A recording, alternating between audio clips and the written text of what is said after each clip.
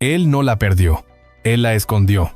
Durante 40 años, Luis Miguel ha permitido que el mundo crea que su madre desapareció sin dejar rastro, que fue una víctima más del misterio, que nadie sabe dónde está Marcela Basteri. Pero esa versión tiene una grieta imposible de ignorar, porque desde hace años existen testigos, registros y movimientos que apuntan a una verdad mucho más incómoda. Luis Miguel sabe exactamente dónde está su madre, y decidió que nadie más lo supiera. No hablamos de rumores de farándula ni de teorías sin fundamento. Hablamos de visitas nocturnas, de entradas discretas a un hospital psiquiátrico en Buenos Aires, de una mujer internada bajo otro nombre, con custodia permanente, sin derecho a salir. Y hablamos de un hombre que entra solo, sin guardaespaldas, en la madrugada, como si huyera de algo que no puede enfrentar a la luz del día. La pregunta no es si Marcela está viva o muerta. La verdadera pregunta es por qué, si está viva, sigue oculta. ¿Qué ocurrió en 1986 para que el cantante más poderoso de la música latina prefiera cargar con este secreto durante 4 décadas? ¿Qué verdad es tan devastadora que vale más el silencio que la libertad? ¿Y hasta dónde puede llegar alguien para proteger una historia que jamás quiso contar? Hoy, esa verdad empieza a salir a la luz. Luis Miguel no nació siendo una leyenda. Fue construido. Mucho antes de que existiera el ídolo, antes de los estadios llenos y de las portadas, hubo un niño al que no se le permitió ser niño. A los 3 años ya estaba sobre un escenario. No por vocación ni por juego, sino porque alguien decidió que su voz era dinero. Mientras otros niños aprendían a leer o a correr sin preocupaciones, Luis Miguel aprendía a obedecer, a sonreír cuando estaba exhausto, a cantar aunque estuviera enfermo y a no hacer preguntas. A los 10 años ya mantenía económicamente a toda su familia.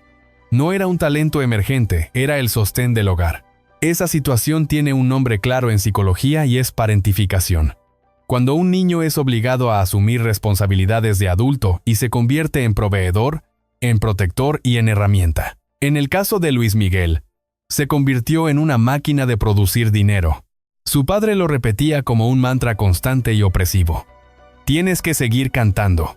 No importaba si lloraba, no importaba si tenía fiebre, no importaba si estaba agotado o asustado. Tienes que seguir cantando. Esa frase no era motivación ni disciplina. Era control puro.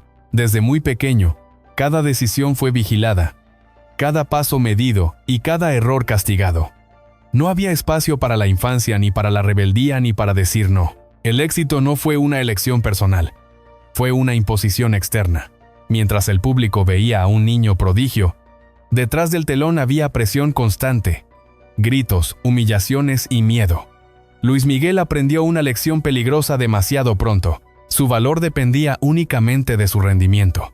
Si cantaba y generaba dinero, era querido. Si fallaba, se convertía en un problema. Esa lógica marcó su carácter y lo moldeó desde dentro. No aprendió a confiar, aprendió a desconfiar. No aprendió a pedir ayuda, aprendió a resistir en silencio. Y en el centro de todo ese sistema estaba su padre, Luisito Rey. Luisito Rey era un hombre que nunca logró triunfar como artista, pero que entendió algo fundamental antes que nadie: el negocio. No tenía el talento suficiente para brillar por sí mismo, pero sí la astucia necesaria para manipular. Se presentaba como productor, como manager, como visionario, pero en realidad era un estratega del engaño. Falsificaba documentos, exageraba contactos y fabricaba historias sobre su pasado. Decía haber trabajado con grandes figuras, decía tener influencias decisivas en la industria musical, decía conocer a la gente correcta. Nada era verificable, pero todo sonaba convincente. Luisito Rey tenía una habilidad muy clara: convertir cualquier situación en una oportunidad de beneficio personal. Y su mejor activo no era una canción ni un contrato, era su propio hijo. Para él, Luis Miguel no era una persona con emociones y límites, era un producto que debía rendir, obedecer y generar ingresos constantes. La relación no era la de un padre con su hijo, sino la de un dueño con su posesión. Quienes trabajaron cerca de ellos lo recuerdan con claridad: control absoluto, gritos, humillaciones y decisiones tomadas sin consultar. El niño no tenía voz, no tenía voto y no tenía escapatoria. Cualquier intento de resistencia era sofocado con la misma frase que se repetía como una orden inquebrantable: tienes que seguir cantando. Luisito Rey tomaba todas las decisiones importantes. Firmaba contratos, movía el dinero y negociaba condiciones sin que su hijo supiera siquiera lo que estaba firmando. Todo estaba a su nombre, todo pasaba por sus manos. Luis Miguel no sabía cuánto ganaba, no sabía cuánto debía, y no sabía qué compromisos se estaban adquiriendo en su nombre. Su única función era cantar. Mientras el éxito crecía ante los ojos del público, también crecía una sombra cada vez más densa. Porque un hombre capaz de mentir sobre su identidad, de falsificar documentos y de engañar a productores, no se detiene ahí. Ese patrón de conducta es clave para entender lo que vendría después, porque define hasta dónde alguien puede llegar cuando no tiene límites morales. Manipulación, engaño y ausencia total de escrúpulos. Todo era válido si había dinero de por medio, incluso usar a su propio hijo como herramienta. Y aquí es donde la historia comienza a oscurecerse de verdad, porque cuando un hombre así siente que su poder está amenazado, cuando percibe que puede perder el control sobre el dinero, la imagen o las personas, su reacción no suele ser racional. Es extrema. Luisito Rey no soportaba la idea de perder dominio, ni sobre las finanzas, ni sobre la carrera, ni sobre quienes lo rodeaban, especialmente sobre las personas. Y entre todas ellas, hubo una que comenzó a representar un riesgo real para su sistema de control: Marcela. Pero antes de hablar de su desaparición, es necesario entender el entorno completo. Un niño explotado desde la infancia, un padre manipulador dispuesto a todo, y un sistema que miraba hacia otro lado porque el éxito vendía.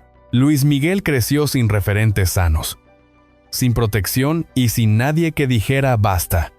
El escenario se convirtió al mismo tiempo en su refugio y en su prisión. Y mientras el público aplaudía, el daño psicológico se acumulaba en silencio. Porque el abuso no siempre deja marcas visibles. A veces deja silencios profundos que duran décadas. Todo lo que vendría después, las desapariciones, las visitas secretas y las versiones contradictorias, no puede entenderse sin este comienzo. Un niño convertido en máquina y un padre dispuesto a cruzar cualquier límite, incluso uno del que ya no hay retorno. Y esa línea, muy pronto, tendría un nombre propio: Marcela. Marcela Basteri nunca fue una mujer débil, pero llegó a una relación donde la debilidad era inducida. Su infancia ya había sido una herida abierta. Fue abandonada por su padre cuando era pequeña y pasó parte de su niñez en instituciones donde el afecto era escaso y la estabilidad inexistente. Creció con una necesidad profunda de pertenecer, de construir una familia que no se desmoronara. Cuando conoció a Luisito Rey, no vio a un manipulador. Vio a un hombre que prometía dirección, protección y un futuro claro. Él se presentó como artista, como productor, como alguien con contactos y visión. Le habló de amor, de familia y de oportunidades. Marcela creyó. No hubo matrimonio legal, pero hubo promesas. Pronto llegaron los hijos, 3 niños que, en teoría, sellaban una unión. En la práctica, marcaron el inicio de una tragedia. Desde el principio, Marcela quedó atrapada en un esquema de control. Luisito Rey manejaba el dinero, las decisiones y la narrativa. Ella no tenía acceso real a las finanzas ni a los contratos. Dependía de él incluso para los gastos más básicos. Su rol fue reducido al de acompañante silenciosa y madre ausente en la práctica, porque el ritmo de giras y compromisos dejaba poco espacio para la vida familiar. Con el paso del tiempo, Marcela comenzó a notar inconsistencias, ingresos que no coincidían con el nivel de éxito, pagos que desaparecían, acuerdos que se cerraban sin su conocimiento. Pero cuestionar no era una opción segura. Luisito Rey no toleraba dudas ni resistencia. Mientras tanto, Luis Miguel crecía bajo una presión insoportable. El niño que ya sostenía a la familia era también testigo de discusiones, tensiones y silencios incómodos. Marcela intentaba protegerlo como podía, pero su margen de acción era mínimo. Cualquier intento de intervenir era visto como una amenaza al sistema que Luisito Rey había construido. Y cuando un sistema así se siente amenazado, responde con dureza. A medida que la carrera avanzaba, las exigencias aumentaban. No solo se trataba de cantar, se trataba de cumplir agendas imposibles, de mantener una imagen impecable y de responder a expectativas que ningún menor debería cargar. En ese contexto comenzaron a circular testimonios inquietantes. Personas del entorno artístico de la época hablaron de un uso sistemático de sustancias estimulantes para mantener a Luis Miguel activo durante jornadas excesivas. No para curar, no para ayudar, sino para rendir. El objetivo era claro: no parar, no descansar, no fallar. Estas prácticas no eran desconocidas en la industria, pero en este caso se aplicaban a un menor sin capacidad de decidir. El cuerpo se convertía en una herramienta más del negocio. El cansancio se ignoraba. El impacto psicológico se minimizaba. Todo se justificaba en nombre del éxito. Marcela era consciente de que algo estaba mal. Veía el desgaste físico y emocional de su hijo. Escuchaba rumores. Intuía excesos. Pero enfrentarse directamente a Luisito Rey implicaba exponerse a consecuencias imprevisibles. Con el tiempo, los límites se fueron desdibujando aún más. Luis Miguel fue empujado a situaciones para las que no estaba preparado emocionalmente. No como resultado de una decisión propia, sino como parte de un proceso acelerado de adultez forzada. La infancia quedó definitivamente atrás. No hubo acompañamiento ni cuidado. Solo exigencia. Solo silencio. Solo la repetición constante de una idea peligrosa. Tienes que seguir adelante. Marcela comenzó a convertirse en un problema. No porque hiciera algo mal, sino porque veía demasiado. Porque preguntaba. Porque no aceptaba explicaciones vagas. Su presencia representaba un obstáculo para un hombre que necesitaba control absoluto. Según diversos testimonios, Luisito Rey utilizó a Marcela como parte de negociaciones opacas, exponiéndola a situaciones humillantes con personas influyentes. No hay registros oficiales, pero las versiones coinciden en el patrón. Marcela no era vista como una persona, sino como una pieza intercambiable dentro de un juego de poder y dinero. Al mismo tiempo, las finanzas se volvieron cada vez más confusas. Grandes sumas de dinero que provenían directamente del trabajo de Luis Miguel desaparecían en cuentas que él no controlaba. Se habló de montos millonarios transferidos al extranjero, de sociedades pantalla y de deudas ocultas. Marcela empezó a recopilar información, documentos, pruebas, registros. Comprendió que el sistema podía colapsar si esos datos salían a la luz, y ese conocimiento la colocó en una posición extremadamente peligrosa. En ese punto, la relación dentro de la familia ya estaba fracturada. Luis Miguel vivía entre escenarios y habitaciones de hotel. Marcela se movía entre países sin estabilidad. Luisito Rey reforzaba su control con mentiras cuidadosamente construidas. La tensión era constante. Y entonces ocurrió algo que marcaría un antes y un después. Marcela expresó su intención de proteger a sus hijos, de poner límites, de recuperar parte del control. Fue la primera vez que habló de irse, de denunciar, de no seguir fingiendo. Para un hombre como Luisito Rey, esa posibilidad era inaceptable. Perder el control significaba perder el dinero, la imagen y el poder. Y cuando ese tipo de figura se siente acorralada, la historia demuestra que puede tomar decisiones extremas. A partir de ese momento, el comportamiento se volvió errático. Cambios de planes repentinos. Viajes sin explicación. Versiones contradictorias sobre el estado emocional de Marcela. Todo empezó a volverse confuso. Luis Miguel, atrapado entre su carrera y una dinámica familiar tóxica, no tenía herramientas para entender lo que estaba ocurriendo. Recibía mensajes cruzados, silencios prolongados, respuestas evasivas. La figura materna, que había sido su único ancla emocional, comenzaba a desvanecerse incluso antes de desaparecer físicamente. Y ese vacío no fue casual. Fue construido paso a paso. Lo que sucedería después sería presentado al mundo como una simple historia de abandono. Una mujer que se fue. Una madre que eligió desaparecer. Esa versión sería repetida durante años. Pero las piezas no encajaban. No había despedidas claras. No había trámites legales. No había rastros coherentes. Solo una ausencia abrupta y un relato conveniente. Todo lo que hemos visto hasta aquí no es un episodio aislado. Es la antesala de algo mucho más oscuro. una acumulación de abusos, silencios y decisiones tomadas en la sombra. Marcela ya no era solo una madre preocupada, era una mujer con información peligrosa. Y en un entorno donde el dinero y la imagen lo eran todo, eso podía costar muy caro. Lo que ocurrió después no puede entenderse sin este contexto. Un niño explotado desde la infancia, un padre sin límites morales, una madre que intentó resistir, y un sistema que prefirió mirar hacia otro lado. En la siguiente parte, la historia entra en su punto de no retorno.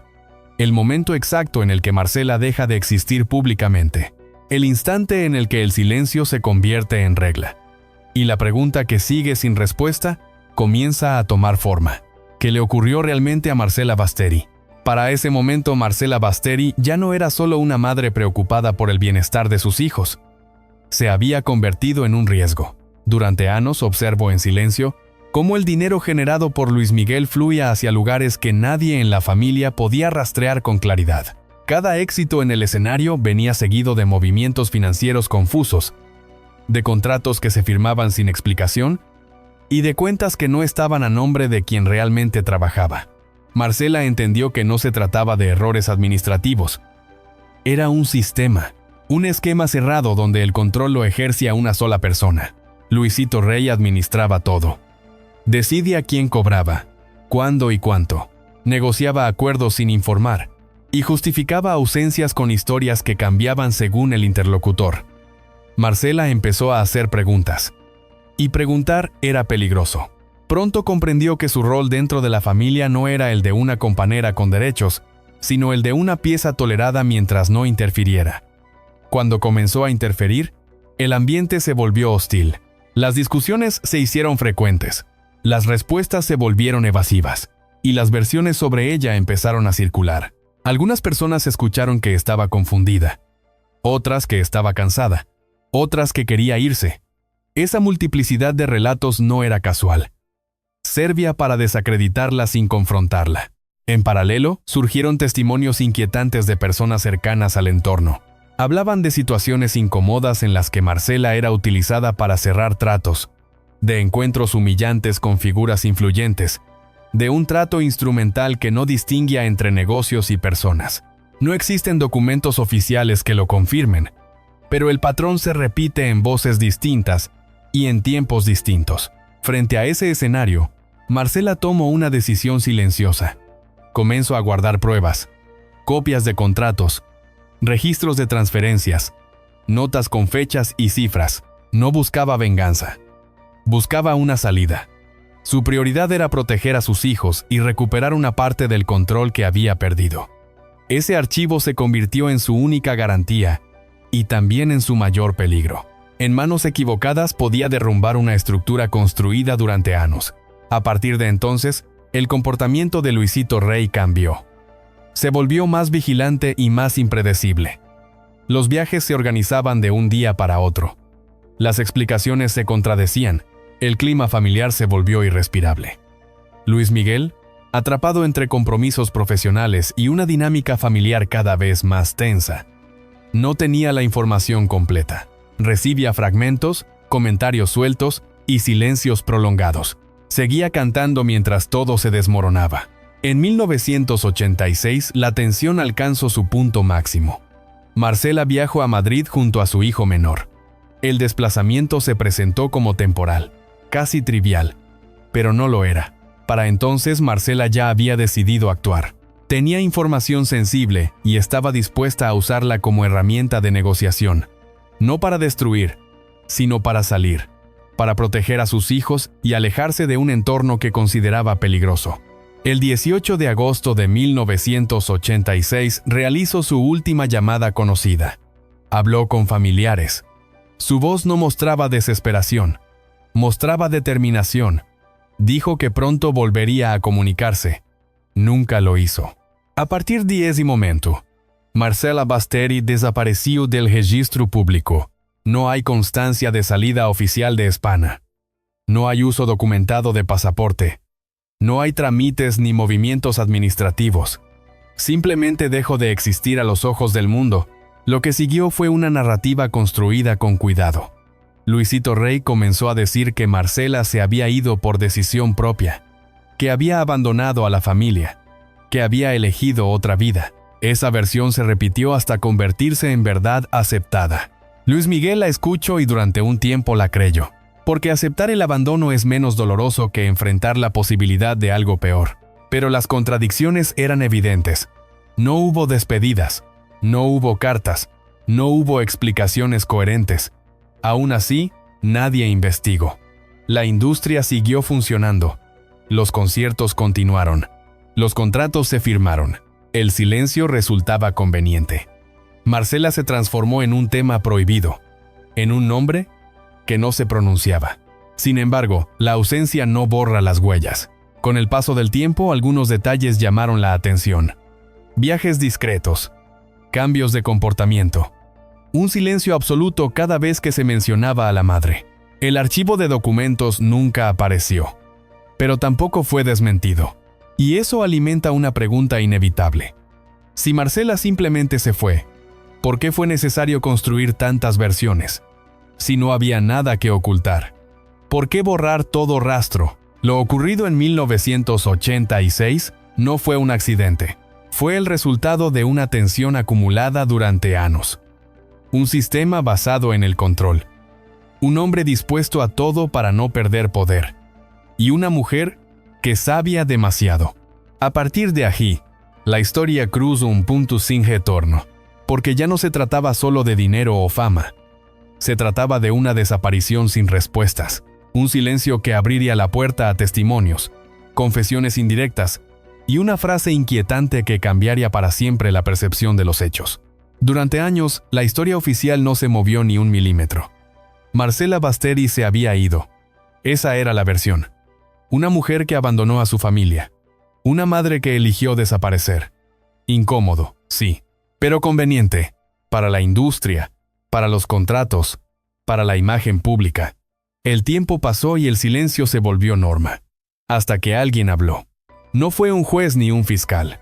Fue alguien del medio artístico. Alguien que conocía los códigos. Alguien que había visto de cerca cómo funcionaba el poder cuando nadie miraba. Según su testimonio, pronunciado primero en círculos privados y luego filtrado de manera fragmentada, Luisito Rey había buscado ayuda fuera de los canales habituales.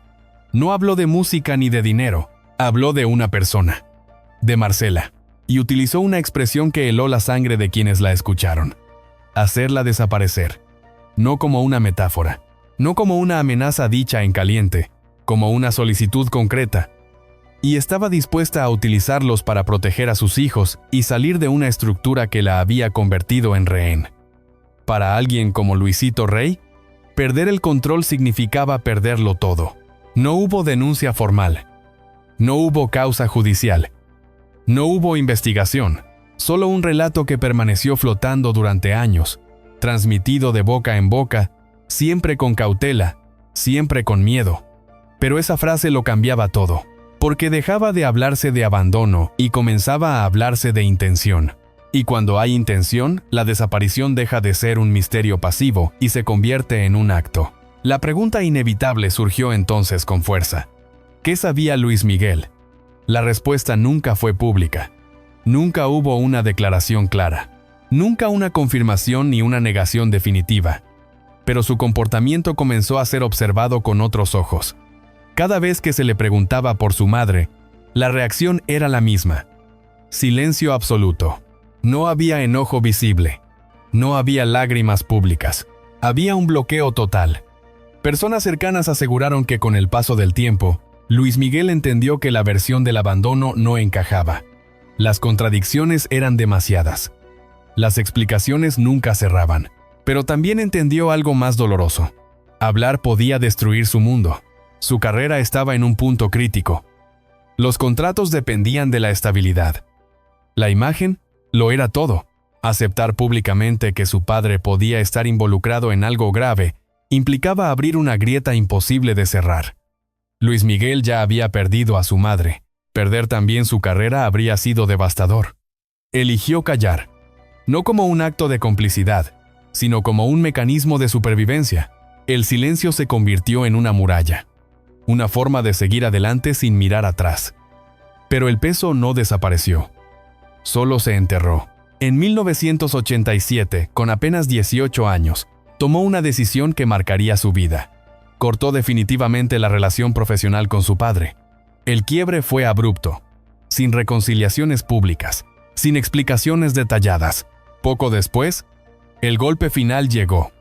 Descubrió que no solo no tenía control sobre su dinero, sino que arrastraba deudas importantes, compromisos fiscales, obligaciones ocultas, un escenario que no coincidía con la imagen de éxito que el público veía. Había trabajado desde niño. Había generado cifras millonarias, y aún así estaba al borde del colapso financiero. Esa revelación confirmó lo que Marcela había intentado advertir. El sistema estaba podrido desde dentro. Luis Miguel tuvo que reconstruirse desde cero. Profesionalmente, financieramente y emocionalmente. Se rodeó de nuevos equipos. Asumió el control de su carrera. Tomó decisiones duras. El éxito no tardó en llegar. Álbumes que rompieron récords, giras masivas, reconocimiento internacional. Desde afuera parecía invencible. Un hombre que lo tenía todo, pero por dentro la herida seguía abierta. La madre seguía ausente. Las respuestas seguían sin llegar. Y el silencio seguía siendo la única opción viable. Con el paso de los años, Luis Miguel desarrolló una forma particular de relacionarse con el mundo. Distancia, control, autoprotección. No concedía entrevistas profundas. No hablaba de su vida privada. No compartía emociones. El pasado era un territorio prohibido. Quienes lo conocieron de cerca lo describen como un hombre solitario, desconfiado, marcado por una infancia sin refugio. El éxito no borró el trauma. Solo lo disimuló bajo capas de profesionalismo y perfección. Cuando parecía que la historia estaba enterrada para siempre, algo inesperado ocurrió. En Argentina comenzó a circular un rumor persistente. Una mujer internada en un hospital psiquiátrico. Una mujer sin documentos claros. Una mujer con un rostro inquietantemente familiar. Algunos decían que se parecía a Marcela. Otros aseguraban que respondía a distintos nombres. Otros afirmaban que reconocía a ciertas personas. El rumor habría quedado en la nada si no fuera por un detalle perturbador. Visitas nocturnas, discretas, sin registros públicos. Periodistas de investigación comenzaron a escuchar lo mismo en distintos lugares. Un hombre famoso ingresaba al hospital sin escoltas, con gorra, con gafas, evitando ser visto. Decían que hablaba con ella, que la abrazaba, que permanecía largo tiempo en silencio. Decían que era Luis Miguel. No hay fotos claras, no hay confirmación oficial, no hay declaraciones, solo testimonios que coinciden en lo esencial. La mujer fue identificada como Honorina Montes. Un nombre, una historia fragmentada, un pasado difuso. Familiares lejanos aseguraron que la mujer reaccionaba al escuchar ciertos nombres, que reconocía gestos, que mostraba familiaridad. Se realizó una prueba genética. El resultado no fue concluyente. Ni confirmó ni negó. La ambigüedad se convirtió en una nueva forma de tortura colectiva. Si era Marcela, ¿por qué no decirlo? Si no lo era, ¿por qué visitarla en secreto durante años? Luis Miguel nunca habló del tema. Siguió cantando. Siguió llenando estadios. Siguió siendo una figura distante. Pero algo había cambiado. El pasado había regresado. No como recuerdo, sino como presencia. Y esa presencia ponía en jaque todas las versiones oficiales. La historia ya no podía cerrarse con una sola explicación. Había demasiadas capas, demasiados silencios. Un padre manipulador, una madre desaparecida, un hijo convertido en leyenda, y una mujer en un hospital que podía ser la clave o podía ser otra pieza más de un rompecabezas incompleto. Lo que resulta imposible de ignorar es el patrón, la repetición, el silencio como herramienta, la desaparición como mecanismo, la distancia como forma de supervivencia. Luis Miguel logró construir una carrera monumental, pero nunca pudo escapar del niño que perdió a su madre sin respuestas. El éxito lo protegió del mundo, pero no de sí mismo. Y mientras la música seguía sonando, la pregunta permanecía intacta. ¿Qué ocurrió realmente con Marcela Basteri? En la siguiente parte, el rompecabezas se vuelve aún más inquietante. Aparecen nuevos testigos, fechas que coinciden, viajes secretos que dejan de ser anecdóticos, y una cadena de comportamientos que ya no puede explicarse como casualidad. Porque cuando el silencio dura demasiado, deja de ser una decisión personal y se convierte en una señal. Una señal de que el secreto sigue vivo y de que alguien todavía lo está protegiendo. El tiempo no cura todas las heridas, a veces las repite. Con los años, Luis Miguel logró lo que pocos artistas en el mundo consiguieron: reconocimiento global, estabilidad económica y una imagen cuidadosamente construida de perfección y distancia. Pero en su vida personal, los patrones se repetían con una precisión inquietante. Aquello que había sufrido en silencio durante su infancia parecía reaparecer en sus propias relaciones, no como una copia consciente, sino como una herencia invisible. Con su hija mayor, Michelle, la historia fue fragmentada. Durante años, la relación fue distante, casi inexistente. Hubo largos periodos sin contacto, silencios prolongados y versiones contradictorias sobre los motivos. Michelle creció escuchando rumores, interpretaciones y explicaciones incompletas. Luis Miguel, por su parte, mantuvo la misma postura que había adoptado desde joven: no hablar, no explicar, no exponerse. El silencio se convirtió otra vez en su forma de gestión emocional. Para el mundo, era discreción. Para quienes estaban dentro, era abandono emocional. Con su hermano menor, Sergio, el patrón se repitió de forma aún más evidente. Tras la desaparición de Marcela, Luis Miguel asumió un rol de tutela que nunca fue claro ni estable. Durante un tiempo intentó protegerlo. Luego se distanció. La relación se rompió cuando Sergio comenzó a tomar decisiones propias.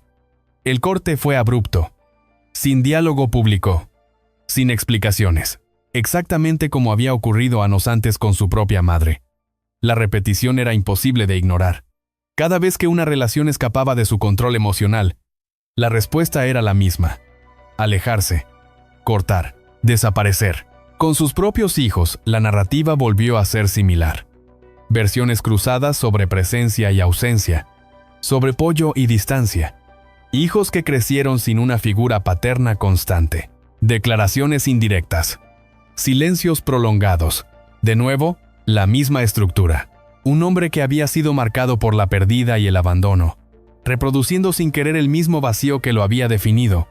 El ciclo se cerraba sobre sí mismo. No se trata de juicio moral. Se trata de observar un patrón. Un patrón de protección extrema, de control emocional y de distancia como mecanismo de supervivencia. Luis Miguel aprendió muy pronto que el apego dolía, y aprendió también que desaparecer era una forma de no sufrir. Ese aprendizaje no se borra con el éxito, se arrastra. Mientras tanto, el misterio de Marcela seguía sin resolverse. Y lejos de desvanecerse, se volvía más complejo. En Argentina, las versiones sobre la mujer internada en el Hospital Moyano comenzaron a tomar fuerza. Honorina Montes. Ese era el nombre que aparecía en los registros. Una identidad fragmentada, un pasado confuso y una historia clínica llena de lagunas. Personas del entorno aseguraban que la mujer reaccionaba de manera particular ante ciertos estímulos. Nombres propios, gestos familiares, fragmentos de canciones. No había certezas, solo indicios. Lo que volvió el caso imposible de ignorar fue el patrón de visitas. Periodistas de investigación recibieron testimonios coincidentes. Un hombre famoso ingresaba al hospital en horarios poco habituales, sin escoltas visibles, sin anuncios, con medidas claras para no ser reconocido. La descripción se repetía: gorra, gafas, perfil bajo, permanecía largo tiempo dentro, no hablaba con la prensa, no dejaba registros oficiales, simplemente entraba y salía. Las visitas no eran aisladas, ocurrían en distintos años, en distintos momentos, siempre bajo el mismo esquema de discreción extrema. Para muchos, la conclusión parecía obvia. Nadie mantiene ese nivel de secreto si no hay un vínculo profundo. Nadie arriesga su imagen pública por una coincidencia. Pero la confirmación nunca llegó. Se realizó una prueba genética. El resultado fue ambiguo. No afirmaba, no negaba, no cerraba nada. Para algunos, esa ambigüedad era la prueba más dura. porque dejaba la historia suspendida en un limbo permanente. Si la mujer era Marcela, ¿por qué no hacerlo público?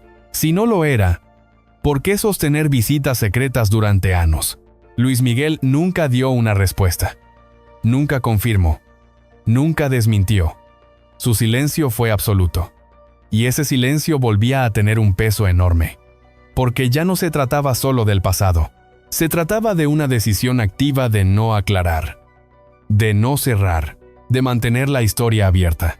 El Hospital Moyano se convirtió así en un símbolo, no solo de una posible respuesta, sino de la imposibilidad de obtenerla. Un lugar donde convergían todas las contradicciones: la fama y el anonimato, la certeza y la duda, el deseo de saber y la necesidad de ocultar.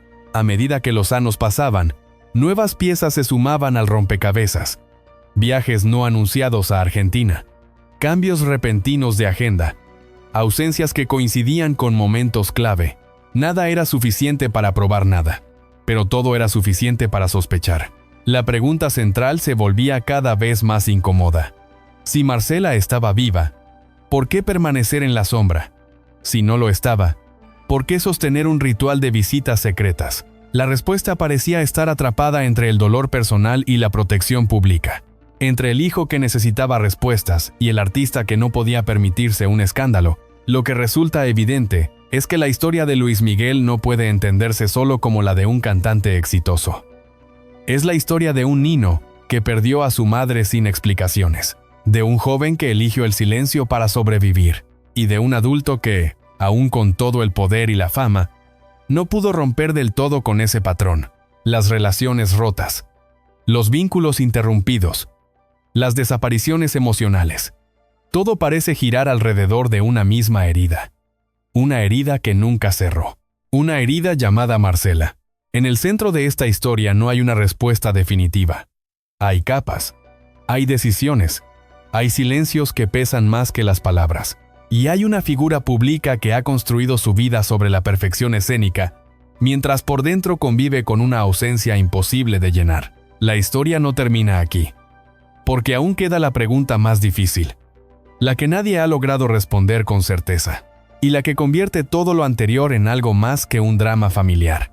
La pregunta sobre si el silencio fue una elección o una imposición, sobre si la verdad fue ocultada por protección o por miedo, y sobre si algún día, la última pieza del rompecabezas saldrá a la luz.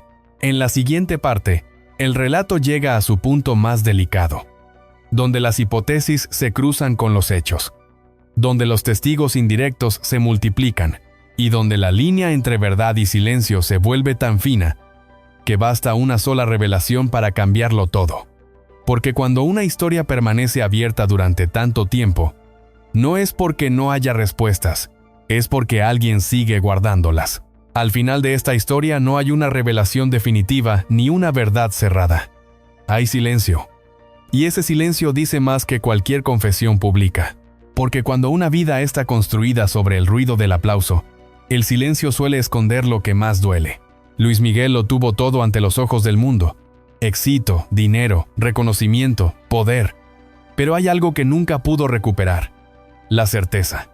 La certeza de saber qué pasó con su madre, la certeza de no haber sido engañado, la certeza de no haber llegado tarde a una verdad que tal vez nadie quiso decirle.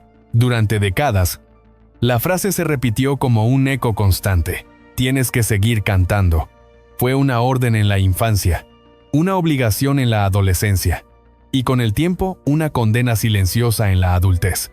Seguir cantando significó no detenerse, no mirar atrás, no hacer preguntas que pudieran destruir lo construido. Pero el éxito no sana una ausencia, solo la disimula. Detrás del escenario, detrás de la imagen impecable, permanece el niño que perdió a su madre sin explicaciones. El hombre que aprendió que el amor puede desaparecer sin aviso, y que el silencio, aunque protege, también encierra. La historia de Marcela Basteri no es solo la historia de una desaparición. Es la historia de una familia atrapada en un sistema de control, de dinero y de miedo. Es la historia de un hijo que creció demasiado rápido y de un adulto que nunca pudo cerrar ese capítulo. Es también la historia de un país y de una industria que prefirieron no ver no escuchar y no preguntar. Hoy, después de tantos años, la pregunta sigue en el aire. No porque no existan pistas, sino porque nadie se atreve a cerrarla. Tal vez la verdad completa solo la conozcan dos personas: Luis Miguel y la mujer que alguna vez abrazó en silencio lejos de las cámaras. O tal vez solo una, y esa verdad permanezca guardada para siempre. Lo que queda claro es que no todos los secretos se revelan. Algunos se heredan, otros se cargan, y algunos se cantan sin decir una sola palabra. Porque hay historias que no necesitan un final feliz para ser reales. Solo necesitan ser contadas. Y mientras el mundo sigue escuchando su voz, hay una pregunta que nunca se apaga. No qué pasó con la estrella, sino qué pasó con la madre. Y por qué, después de tanto tiempo, sigue siendo el mayor silencio de su vida.